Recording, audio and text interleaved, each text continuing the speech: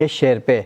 लेकिन हमारे दूसरे कॉलर भी है जिनने हमें सवाल भेजा है, तो उनके सवाल भी ले लेते हैं। यहाँ पे धर्मेश जी ने भेजा है, टाटा स्टील का शेयर जो है इन्होंने बाई किया है, करीब करीब 180 के आसपास बाई किया है।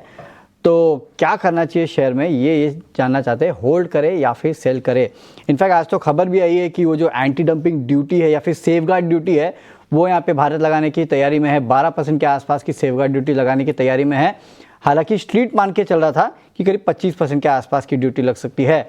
गौरांग सर, स्टील सेक्टर को लेकर आपकी क्या राय है, और ये जो एंटी डंपिंग ड्यूटी की खबर आई, क्योंकि पहले बार तो नहीं आई है, ये लगातार आती रही है, तो इसके चलते स्टील कंपनीज पे कितना फायदा होगा, आपकी क्या राय है स्टील कंपनीज को लेकर और खासकर टाटा स्टील?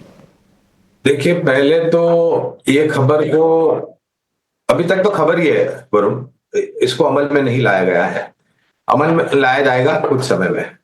दूसरी तरफ अमेरिका से, राष्ट्रपति से ये स्पष्टीकरण आया कि एल्यूमिनियम और स्टील प्रोडक्ट्स पे, कुछ एल्यूमिनियम और स्टील प्रोडक्ट्स पे ड्यूटी 25% लगाएंगे। तीसरी तरफ चाइना से जो खबरें आई वो एक सकारात्मक, तो अंतर्राष्ट्रीय स्तर पर एक नकारात्मक खबर, एक सकारात्मक खबर। और ये हमारे देश में से अब ये ड्यूटी लगाने की बात की है ताकि स्थानीय धातु उत्पादन कंपनी जो करती हैं उनको समांतर स्तर मिले प्रतिस्पर्धा के लिए। आउट ऑफ टर्न बेनिफिट किसी को नहीं मिलना चाहिए, और हमारे देश में डंपिंग भी बहुत बड़ी मात्रा में हो रही थी, तो ये कदम उठाना अनिवार्य था।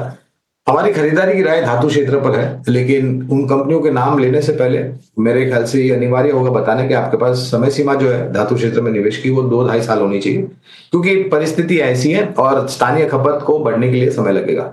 Tata steel, JSW steel, Vedanta, Hindalco, NMDC और जेएसपीएल, ये कुछ 5 या 6 कंपनियां हैं जहां बुनियादी तर्क के आधार पर हम खरीदारी की राय दे रहे हैं।